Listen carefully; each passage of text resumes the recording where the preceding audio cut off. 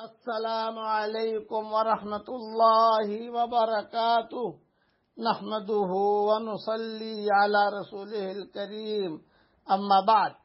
آج کا سبق سن لیجئے۔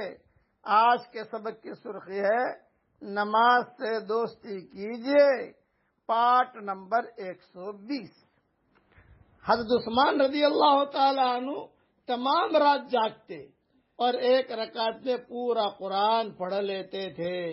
صادق رحمت اللہ علیہ کہتے ہیں کہ حضرت عبداللہ بن زبیر رضی اللہ تعالیٰ عنہ کی نماز ایسے ہوتی تھی گویا ایک لکڑی گاڑ دی گئی ہو۔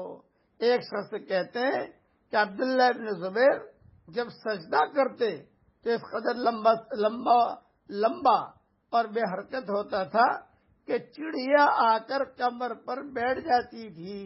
بعض اوقات سجدہ اتنا لمبا ہوتا کہ تمام رات سجدے میں گزر جاتی، اسی طرح بعض اوقات پوری رات رکوع میں گزرتی۔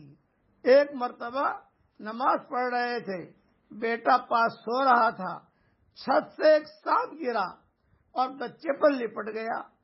وہ چلایا، گھر والے سب دوڑے ہوئے آئے، شور مچ گیا، اس سانپ کو مارا گیا، لیکن عبداللہ بن زبیر رضی اللہ تعالی عنہ اسی طرح اطمینان سے نماز پڑھتے رہے۔ سلام پھیرنے کے بعد کہا کچھ شور کی سی آواز آ رہی تھی، کچھ شور کی سی آواز آ رہی تھی، کیا ہوا گھر میں؟ بیوی نے کہا اللہ پر رحم فرمائے، بچے کی تو جان بھی گئی تھی اور آپ کو پتہ ہی نہ چلا۔ فرمایا ارے بتا تو صحیح، تیرا ناس ہو، نماز میں اگر دوسری طرف توجہ چلی جاتی تو نماز کہاں رہتی؟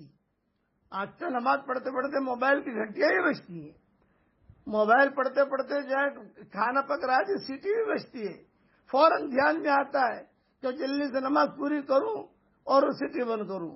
اب جو ہے فوراً بچے نے رونا شروع کر دیا، اگر فوراً نماز پوری کروں اور بھاگوں۔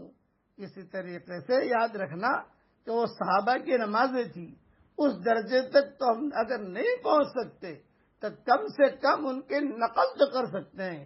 اطمینان سے آدمی نماز پڑھے۔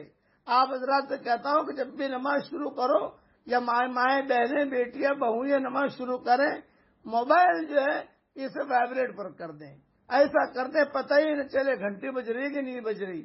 نماز شروع ہوتی ہے، گھنٹیاں شروع ہوتی ہیں تو نماز کا آدمی کا دھیان پورا جو ہے اس کی طرف جاتا ہے۔ میسج کی گھنٹیاں شروع ہوتی ہے، ہاں فلاں کا میسج آ گیا، ہاں فلاں کا میسج آ گیا، ہاں فلاں کا میسج آ گیا، یہ نماز کہاں رہی؟ یہ تو غفلت والی نماز ہوئی۔ اللہ تعالی ہمیں ایسے نماز پڑھنے کی توفیق عطا فرمائے جس سے اللہ ہم سے راضی ہو جائے۔ آمین۔ وآخر دعوانا الحمدللہ رب العالمین۔